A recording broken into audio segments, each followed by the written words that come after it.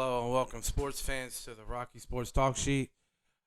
Today's episode, we got a crazy day in the NFL in draft pick trades. We have the Dolphins, who moved from the number 3 pick and traded that to the 49ers. In exchange for the 12th pick. So they switched the 3rd and 12th pick. The Dolphins moved back to the 12th. Then they got the third round pick. And then another first round pick in 2022 and a first round pick in 2023. Then the Dolphins, then within 10 minutes time, traded back up to 6 with the Eagles taking the 12th spot from the Dolphins. And the Dolphins then traded, like I said, they traded the 12th pick with the Eagles for the Eagles' 6th pick. And they sent Miami sent the 21st round pick for 2022 to the Eagles. And they swapped the 3rd and 4th round picks with the Eagles in that trade. But still, where the Dolphins were talking about being was around that 6 mark. If they weren't looking for a quarterback to get one of these receivers, tight end, offensive weapon, presumably, they're able to do that now. You have Chase, Devontae, you have the tight end Pitts. So there's 3 weapons that they can definitely look at and definitely get with that 6th pick. One of those 3. And they still, out of that trade, still have a 22 first round, a 3rd round pick from the Niners, and the 2023 first round pick from the Niners. So they got where they wanted, made a couple trades, and then came out with another more first and like 3rd and some swap trades. So the Dolphins did really, really great in a 10-minute span in 2 trades. To get where they want, they backed up just a little bit and gained more draft picks for their future. So they can get more weapons for Tua if we're going to go with Tua. If not, then, 2023 probably, or 2022, they can trade back up and get another quarterback. So this is a win-win I see for the Dolphins. That is crazy. Also, the Cowboys signed free safety Mcgee to a 1-year deal to come to the Cowboys to help out in the secondary. Again, he knows the coordinator there was his head coach with the Falcons, and he's going to be with O'Neal, his teammate. So, on the Falcons. So, this could be, I don't know how this is going to look. We're just going to have to, I'm going to wait to see if it's better or worse than last year. Because that Falcons defense was atrocious too, as well as the Cowboys last year. So, I'm not going to be like, oh, this is just amazing. Also, Washington football team signed a wide receiver, Adam Humphries, to add wide receiver depth to the Washington football team. And Jadeveon Clowney, reports are that he is extremely close to signing with the Cleveland Browns, which would definitely help bolster that defense. So Cleveland, if they got Jadeveon Clowney on top of everybody they got right now, man, they would be one of the top 4 or 5 teams, most talented teams in the entire NFL. So there are a lot of people, and I'm gonna say, and rightfully so. A lot of people are saying if Baker Mayfield can't win with a roster like this, then he can't win in the NFL. And I am going to stick to that as well. You got a lot of weaponry on both sides of the ball now. And I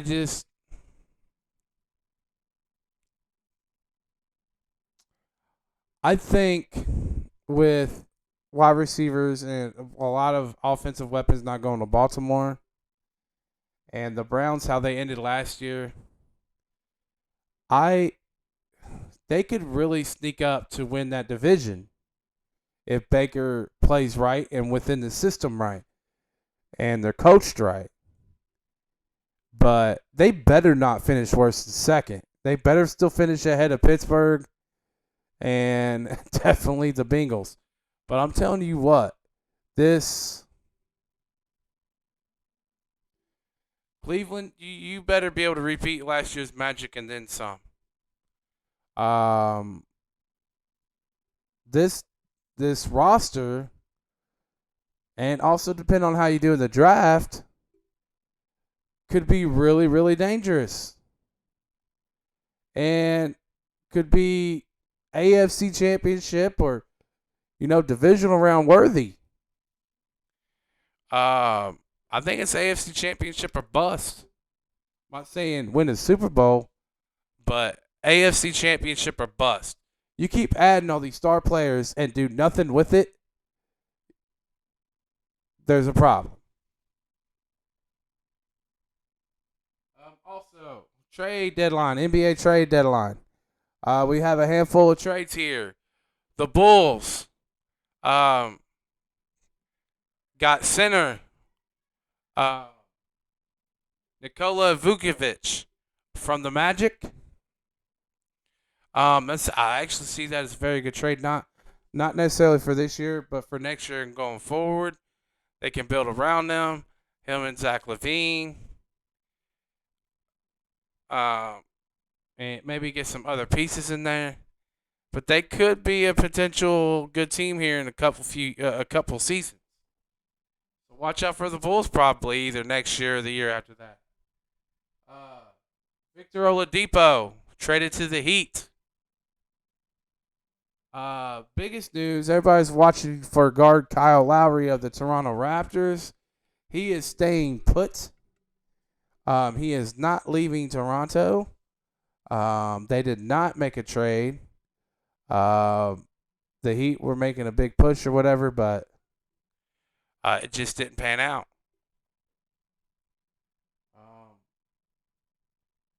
George Hill to Philadelphia 76ers. We got the Hawks trade Rondo for Lou Williams with the Clippers. So Rondo back in LA, this time with the Clippers. And Lou Williams on the way over there to the Hawks.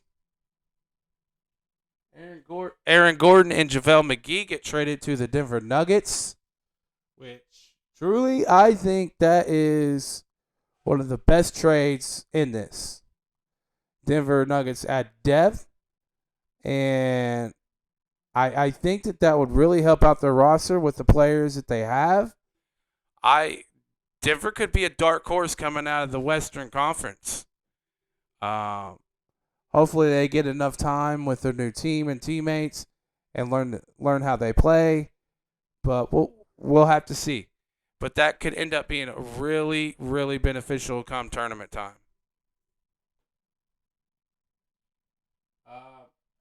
Evan Fournier to the Celtics. So Orlando pretty much like clean house. You got Aaron Gordon, Evan Fournier, and Vucevic gone from Orlando. Norman Powell got traded to the Blazers. JJ Redick to the Mavs. Which is that's solid. that helps out the Mavs a little bit. It's not the greatest acquisition, but it's better than nothing. I would say it's a slight upgrade, and he can shoot that three. Um, Also, we I want to talk about. There's a lot of people out there right now who are wondering what is going on with this whole Dan Snyder and the Washington football team, and with all the cases that's going up against him right now, and basically, uh, people are trying to push Daniel Snyder to make him basically to sell the Washington football team. Um, I think that is over with. Doesn't matter. It hasn't concluded in courts. So a lot of this stuff that's been put out over the last year, 2 years about the environment and all the stuff that's gone on in that organization, with them paving the way for him to buy out his minority owners and become primary the main owner and become the owner of the Washington football team. I honestly don't know what precedent it sets, because with all the negativity that came with that, and then they choose to back him, and then you look at how the NFL and how everybody's handling the Deshaun Watson and his supposed abuse against a lot of women. I don't know where the NFL stands with women's rights and with all these women organizations right now, but I cannot see where the NFL is in a good light right now. It just, the last week alone, I think, is giving the NFL such a black eye that it's ridiculous and it's not being talked about. Primarily because ESPN and all these people put in so much money into the league that they don't want the league to look as bad as possible. So I think that a lot of people are making excuses and possibly giving an out for Deshaun Watson in the media, and definitely for Dan Snyder. I don't get it. I don't understand it. People aren't like going crazy about the Dan Snyder thing as much as I thought they would, because then you get like people like Stephen A. Smith on First Take or whatever, going off about a fan getting kicked out and banned from Madison Square Garden for a T-shirt, an innocent T-shirt. Honestly, it said "Ban Dolan," the Knicks owner, the New York Knicks owner, for all of his crazy stuff that he's pulled, and just goes on a tirade about it. But we're not about Watson, and we're not about Dan Snyder, what he does to women. And this seems to be like a sexual harassment area. I'm very conflicted with how these sports shows cover a lot of these major companies. They just cover their butts. I don't get it. It's either you're all in behind something and behind a movement, or behind respect, or behind fair and equality, or you're not. And I'm sorry, ESPN, you're hypocrites, and you're not fully. And neither are some of these other places. I don't think. I know that you need to be behind the NFL, and they make you all money as well, a lot of money as well, and stuff like that. But I see a lot of hypocrisy, and I just don't get it. So y'all can comment down below. Tell me what y'all think about that. Between the whole Dolan thing that happened at Madison Square Garden with the owner banning a fan for just a T-shirt that just said "Ban Dolan," and them going off about it. But not really. I don't see people attacking a lot Deshaun Watson or Dan Snyder for all this stuff against them. Let me know if y'all think that you see the hypocrisy or not. Like I said, any comments is good. Any comments is fine. You're entitled to your opinion. I have mine, but I just think the last week, such a black eye for the NFL, a ridiculous black eye. I think even worse than a black eye. Might just, looks like a kidney stone or something. I don't know, but it's definitely ridiculous. Definitely freaking ridiculous. I'm so conflicted on it because then you get like Deshaun Watson's attorney coming out saying, we can for sure prove one of these people wrong. Have you not checked the list? It's like up to 17 plus, dude. You and Watson, y'all were quiet for over a week with all these people coming out and filing against you. It just looks so awful. So awful. To the point that I don't see how in the heck they're winning the public's perspective of this case. At all. Or Deshaun Watson. I think it's ruined in my eyes. It looks awful. It looks horrible. So I'm glad that you might be able to prove one person wrong. But what about the other 16 plus? I don't hear you responding on them that much. So, the NFL just looks awful. It just looks awful. And you know what? At least the Niners, they got up to the third pick and stuff like that. So, at least it looks like some of these teams that were still trying to vie for this man and trade for this man during all this crap have at least come to their senses, maybe, somewhat, that, yeah, it's serious, and I would not bet my future on probably a rapist. So, I mean, it really does look and sound that way. I'm not saying that he did it, but it really, truly does look like he done a lot of this. Just the stuff that has come out even from their own camp. Like, you acknowledge that you paid for sex. And stuff like, it's just so stupid. So stupid. The media and all these outlets and news channels, man, you all are covering and not really attacking this the way that it should be handled. And I truly feel sorry for these, I'm going to go ahead and say it, more than likely victims. Because they're the one that's not getting any justice right now, and in a lot of ways, I don't see. I see it's being cakewalked and caked over, and that's not right. That is not right. It's like I've said numerous times, and I'll continue to say it again. If this is a normal person, they would already be awaiting to go to court, already locked up behind bars, without even being proven guilty. There's no way. No way. And any of y'all tell me otherwise, you're a freaking liar. You're straight up lying to yourself, and you're lying out loud. And you're an idiot.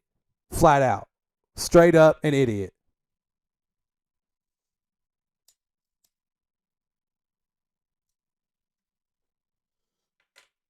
Wow.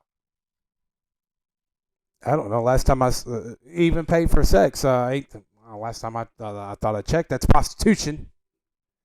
I didn't know that we legalized that stuff. So it's just, I'm dumbfounded by the NFL in the last week. I'm going to continue to be dumbfounded by them.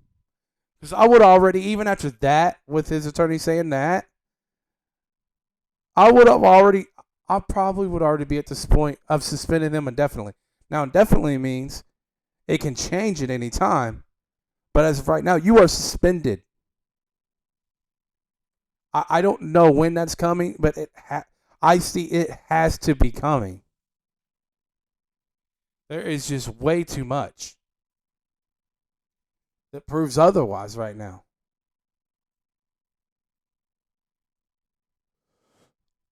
I just